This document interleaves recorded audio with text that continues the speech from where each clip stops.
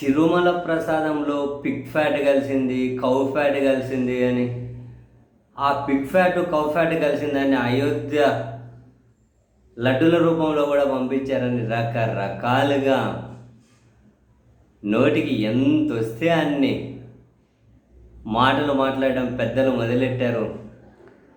అప్పటి నుంచి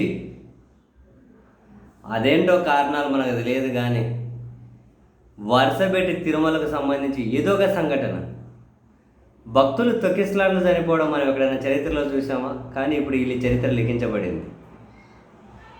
అలా మాట్లాడుకుంటూ పోతే ఎన్నో, నిన్నగాక మొన్న గోవుల మరణాల వరకు వాళ్ళు బాధ్యతగా ఫీల్ అవ్వట్లే, ఎదురుదాడి చేస్తూ ఉన్నారు. చేతిలో కొన్ని పత్రికలు, టీవీ ఛానళ్ళు పెట్టుకొని.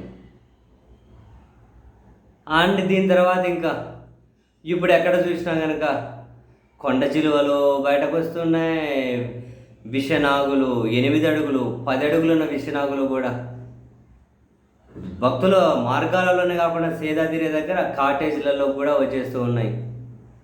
అంతెందుకు నిన్న టీటీడీ ఈవో బంగ్లాలోకి ఒక విషనాగు దూరితే దాన్ని పట్టుకుని ఆయనకైనా కాటేస్తే స్విమ్స్లో వైద్యం చేయించుకున్నారు కదా.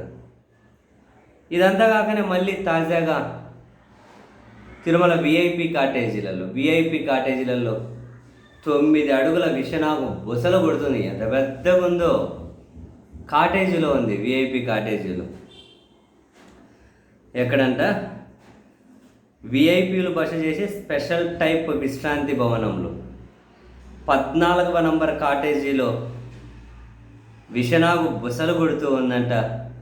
అది చూసిన అక్కడ భక్తులు పరుగులు భయంతో పరిగెత్తుకుంటూ వచ్చి సెక్యూరిటీ సిబ్బందికి చెబితే వాళ్ళు పాములను బట్టే టీటీడీ ఫారెస్ట్ ఉద్యోగి భాస్కర్ నాయుడుకి సమాచారం ఇచ్చారట. అక్కడికి చేరుకున్న భాస్కర్ నాయుడు ఆ విషనాగును పట్టుకొని అటవీ ప్రాంతంలో వదిలిపెట్టారట. ఎంత పెద్దగా ఉందో.